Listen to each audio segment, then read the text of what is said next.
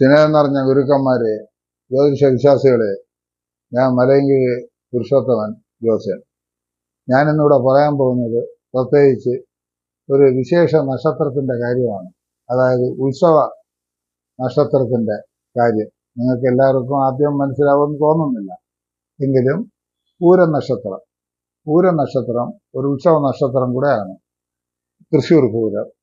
അതിന് വലിയ പ്രത്യേകത ആഘോഷങ്ങൾ, അലങ്കാരങ്ങൾ, ജനബന്ധം, ശത്രുക്കൾ തമ്മിൽ മിത്രമാകുന്ന കാലം, അതുപോലെ തന്നെ അകലെ താമസിക്കുന്നവർ നാടുകളിൽ വന്ന് ബന്ധുക്കളെയെല്ലാം കാണുന്ന സമയം.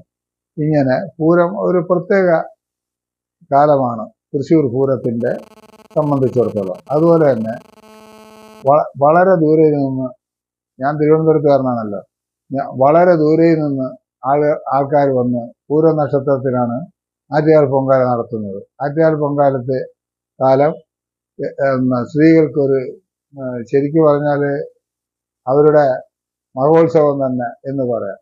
ചിലർ പറയും സ്ത്രീകളുടെ ശബരിമല എന്ന് പറയും.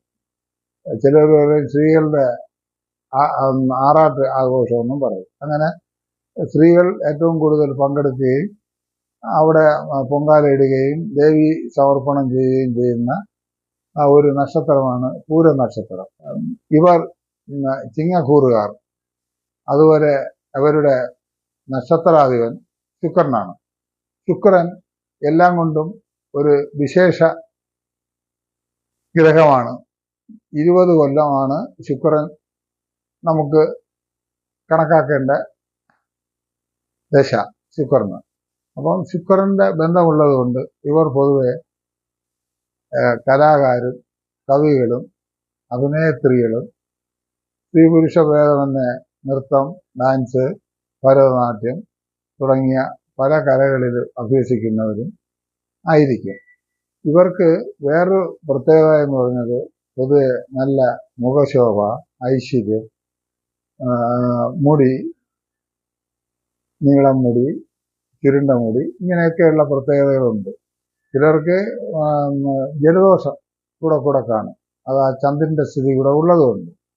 എങ്കിലും പൂര നക്ഷത്രത്തെ നാം ഒരു ദൈവിക നക്ഷത്രം കൂടെയായി സങ്കല്പിക്കാറുണ്ട്. വ്യാഴമാറ്റം പൂര നക്ഷത്ര ജാതകർക്ക് നിങ്ങൾക്ക് എങ്ങനെ അനുഭവിക്കും എന്നാണ് ഞാൻ ഇവിടെ ഇപ്പോൾ പറയാൻ പോകുന്നത്. വ്യാഴൻ ഇപ്പോൾ ചിങ്ങക്കൂറുകാർക്ക് 9-ൽ നിന്ന് 10-ലേക്ക് പ്രവേശിക്കുകയാണ്. അതായത് 2024 മെയ് 1 മുതൽ 2025 മെയ് വരെ. അപ്പം അത് 10-ാം ഭാവത്തിൽ, 10-ാം ഭാവം കൊണ്ട് നമ്മൾ വിശേഷിപ്പിക്കുന്നത് തൊഴിൽ, ധർമ്മപ്രവൃത്തികൾ, തൊഴിലിൽ നിന്നുള്ള നേട്ടം, നമുക്ക് തൊഴിലല്ലെങ്കിൽ നമ്മുടെ സന്താനങ്ങൾക്ക് തൊഴിൽ, യുവമിഥുനങ്ങളാണെങ്കിൽ ഭാര്യയ്ക്കോ ഭർത്താവിനോ നല്ല തൊഴിൽ. ഇങ്ങനെ ഈ കർമ്മവുമായി ബന്ധപ്പെട്ട് നിൽക്കുന്ന എല്ലാവർക്കും വളരെ വിജയകരമായ കാലഘട്ടമാണ് ഈ പറഞ്ഞ 2024 മുതൽ അടുത്ത 2025 വരെ ഉള്ള കാലഘട്ടം. അപ്പോൾ സാമാന്യം തൊഴിൽ ചെയ്യുന്നവർ കുറച്ചുകൂടെ പണം മുടക്കി തൊഴിലിൽ അഭിവൃദ്ധിപ്പെടുത്താം. അതുപോലെ യന്ത്രം, മിഷ്യൻ, തട്ടുകട മുതൽ വലിയ കട വരെയുള്ള നടത്തുന്നവർ അവരവരുടെ ശേഷിക്കും കഴിവിനനുസരിച്ച് പണം മുടക്കിയാൽ അവർക്ക് ലാഭം ഉണ്ടാകും. അത് ഇക്കൊല്ലവും അടുത്ത കൊല്ലവും അവർക്ക് വളരെ വിശേഷങ്ങൾ കൊടുക്കും. അതുപോലെ തന്നെ ഗ്രഹത്തിനു വേണ്ടി ശ്രമിക്കുന്നവർക്ക് വീട് വയ്ക്കാൻ സാധിക്കും. സർക്കാരിൻ്റെയൊക്കെ അനുകൂലം കൊണ്ടോ അല്ലെങ്കിൽ ചിട്ടിയിൽ പിടിച്ചോ സാധിക്കും. അതുപോലെ തൊഴിൽരഹിതരായ പലരുണ്ടല്ലോ, അവർക്ക് അവരുടെ കഴിവിനനുസരിച്ചുള്ള തൊഴിൽ ലഭിക്കും. അതുപോലെ ഗ്രഹത്തിൽ ചെറുപ്പക്കാർക്ക് സൽസന്താന യോഗവും കാണപ്പെടുന്നു. പ്രായമായവർക്കും തൊഴിലിൽ ഏർപ്പെട്ടിരിക്കുന്നവർക്ക് തൊഴിലിൽ അഭിവൃദ്ധിയും തൊഴിൽ നേട്ടങ്ങളും ഉണ്ടാകും. അതുപോലെ തന്നെ ഒരു പ്രായമായവർക്ക് മെഡിസിൻ ഉപയോഗം കുറയ്ക്കാം. കാരണം ചെറിയ മരുന്ന് കഴിച്ചാലും വലിയ രോഗത്തിന് ഒരു ആശ്വാസം ഈ വ്യാഴന്റെ സ്ഥിതി മൂലം ഉണ്ടാകുകയും ചെയ്യും. ഈ ജൂൺ ജൂലൈ വരെ ചൊവ്വയുടെ സ്ഥിതിയും കൊണ്ട് സൗന്ദര്യപ്പിണക്കമുള്ള സഹോദരങ്ങൾ തമ്മിൽ തന്നെ, അല്ലെങ്കിൽ വാക്കുതർക്കം, അതിർത്തി തർക്കം ഒക്കെ ഉള്ളവർ ഈ കാലഘട്ടം ആകുമ്പോൾ അവർ യോജിച്ച് പ്രവർത്തിച്ച് ആങ്ങളെല്ലാം മാറ്റി. അതുപോലെ വൈരങ്ങളായിരിക്കുന്ന പലരും നമ്മളോട് വൈരം മറന്ന് കർമ്മ ബലത്തോടുകൂടി പ്രവർത്തിക്കുകയും ചെയ്യും. അടുത്ത കടകളോ അല്ലെങ്കിൽ അടുത്ത വീട്ടുകാരോ തമ്മിലുള്ള പിണക്കവും ഇവർക്ക് ഈ വ്യാഴന്റെ സ്ഥിതി അനുകൂലപ്രദമാകും. അതുപോലെ ദൈവകാര്യങ്ങളിൽ ഏർപ്പെടുത്തിരുന്നവർക്ക് ദൈവ ചൈതന്യവും അനുഗ്രഹവും കൂടുതൽ ലഭിക്കും. പിന്നെ സാമ്പത്തികമായ ബിസിനസ് ചെയ്യുന്നവർ കൂട്ടാതെ ഉള്ളത് വെച്ച് ലാഭപ്പെടുത്തുക. കൂടുതൽ പണം അവർ മുടക്കേണ്ടതില്ല. കാർഷിക കാര്യങ്ങളിൽ താൽക്കാലികം മോശമാണെങ്കിലും പിന്നീട് അവർ താൽക്കാലികമായി ഈ ഉള്ള പ്രയാസം മാറി നല്ല അനുഭവങ്ങൾ കൈവരും. അതുപോലെ മീൻപിടുത്തക്കാർ, പിന്നെ മീൻ കച്ചവടം ചെയ്യുന്നവർ, മലക്കറി തുടങ്ങിയ കച്ചവടം നടത്തുന്നവർക്കൊക്കെ ഈ സമയം അത്ര അനുകൂലമല്ലെങ്കിലും 1.5 മാസം കഴിയുമ്പോൾ വളരെ വ്യത്യസ്തമായി വരും. അതുപോലെ തന്നെ കുടുംബ ജീവിതത്തിന് ഒരു പൊതുവെ സമാധാനം ലഭിക്കും. സർപ്പൻ അനുകൂലം കൂടെ വരുത്തിക്കൊള്ളണം. സർപ്പൻ അഷ്ടമത്തിൽ നിൽക്കുന്നത് കൊണ്ട് അല്പ രോഗങ്ങൾ, അതായത് സ്കിൻ സംബന്ധിച്ചോ അല്ലെങ്കിൽ കഴുത്ത് സംബന്ധിച്ചോ ഉദരം സംബന്ധിച്ചോ ഉള്ള രോഗങ്ങൾ ഇടവിട്ട് വരാൻ സാധ്യതയുള്ളത് കൊണ്ട് അതിന് നേരത്തെ ആ ലെവലിൽ ചെറിയ മരുന്ന് കഴിച്ചാൽ അങ്ങ് മാറ്റാം. വിദേശത്ത് പോകുന്നവർക്കും അനുകൂലമാണ്. അവിടെ പുതിയ തൊഴിലുകൾ നടത്താം. കാരണം അത് നഷ്ടം വരികയില്ല. അവരുടേതായ കഴിവനുസരിച്ചുള്ള ലാഭവും ലഭിക്കും. സ്ത്രീകൾക്ക് പൊതുവെ വീട്ടിൽ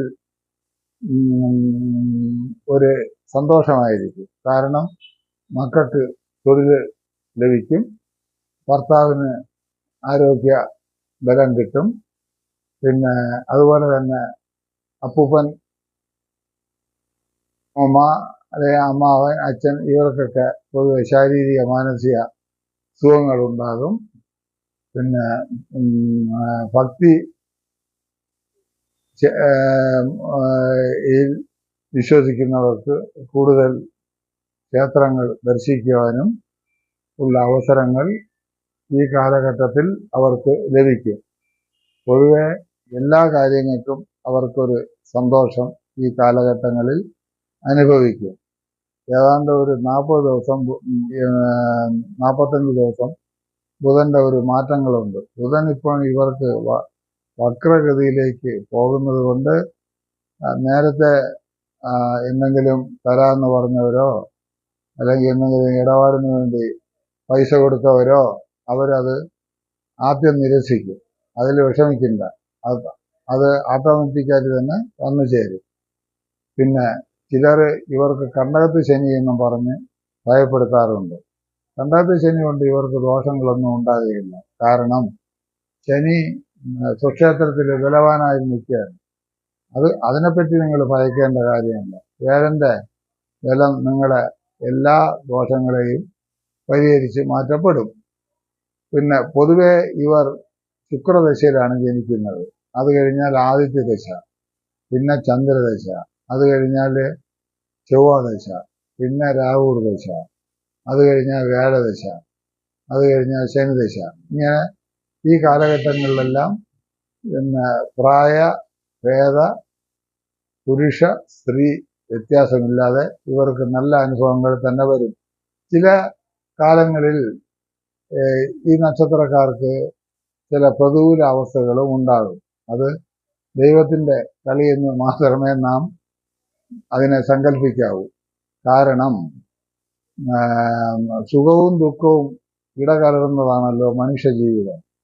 അപ്പോൾ ഈ ചിലർ പറയും എനിക്ക് ഈ ഇത്രയൊക്കെ ആയിട്ടും ഒന്നും ഉണ്ടാവുന്നില്ലല്ലോ. അത് ചില കാലങ്ങളിൽ ചില സന്ധികൾ മാറുമ്പോൾ ഈ പറഞ്ഞ എല്ലാ ഐശ്വര്യങ്ങളും വന്നു ചേരും. പൊതുവെ പൂരത്തിന് നിങ്ങൾ വിഷമിക്കുകയൊന്നും വേണ്ട. പൂര നക്ഷത്രത്തിന്റെ കൂടെ ചേരാത്ത നക്ഷത്രങ്ങളെന്ന് പറയുന്നത് ഭരണി, പൂരം, പൂരാടം, പൂയം, ഔട്ടം, അനിഴം, മകയിരം, ചിത്തിര, ഉത്രട്ടാതി. ഇത് വിവാഹത്തിന് മാത്രം ചേർക്കേണ്ട, ഈ നക്ഷത്രങ്ങൾ ചേർക്കേണ്ട കാര്യമില്ല. ഇവർ പൊതുവെ ധൈര്യശാലികളാണ്. ഏൽപ്പിക്കുന്ന കാര്യങ്ങൾ വളരെ ഭംഗിയായും കൃത്യമായും നിഷ്ഠയായും ചെയ്ത് ചിലർ പറയും പൊടിപൂരം എന്ന് പറയും. അതുപോലെ അതിന്റെ കാര്യവും തന്നെ ഇവരിലൊരു ആദർശം, ആശയം, ആത്മാർത്ഥത എന്നിവയെല്ലാം ഉള്ളിന്റെ ഉള്ളിലുണ്ട്. അതുകൊണ്ടാണ് അങ്ങനെ പറയുന്നത്. ഇവർ മഹാവിഷ്ണുവിനെ പൂർണ്ണമായി വിശ്വസിച്ച് വിഷ്ണു ക്ഷേത്രങ്ങളിൽ പോയി അർച്ചന ആരാധനകൾ നൽകി സർവേശ്വരകാരകനായ വേദഭഗവാനെ തൃപ്തിപ്പെടുത്തുകയും മഹാദേവനെയും ഹനുമാനെയും ദേവിയെയും ശിവനെയും തൃപ്തിപ്പെടുത്തുകയും വിവാഹപ്രായമാക്കിയ അവർക്ക് പലർക്കും വിവാഹം നടക്കുവാനുള്ള കാലഘട്ടവും ആയതുകൊണ്ട് അവർക്ക് ഉമാമഹേശ്വരി ക്ഷേത്രത്തിൽ പോയി ഉമാമഹേശ്വരി അർച്ചന നടത്തുന്നതും വളരെ ഉത്തമമായിരിക്കും. പൊതുവെ നിങ്ങൾ വിഷമിക്കില്ല. നിങ്ങൾക്ക് ഈ കാലഘട്ടങ്ങളിൽ നല്ല അനുഭവം തന്നെ വരും. അതിനുവേണ്ടി ഞാൻ ജഗദീശ്വരനോട് പ്രാർത്ഥിച്ചു കൊള്ളുന്നു. നിങ്ങൾക്ക് എല്ലാ ശുഭങ്ങളും ഉണ്ടാകട്ടെ എന്ന് ഞാൻ സർവേശ്വരകാരകനോടും എൻ്റെ ഗുരുവിനോടും പ്രാർത്ഥിക്കുന്നു. നിങ്ങൾക്ക് പൊതുവെ നിങ്ങൾക്ക് ഇഷ്ടപ്പെട്ടെങ്കിൽ മറ്റുള്ളവർക്ക് കൂടെ പകർന്നു കൊടുക്കുക.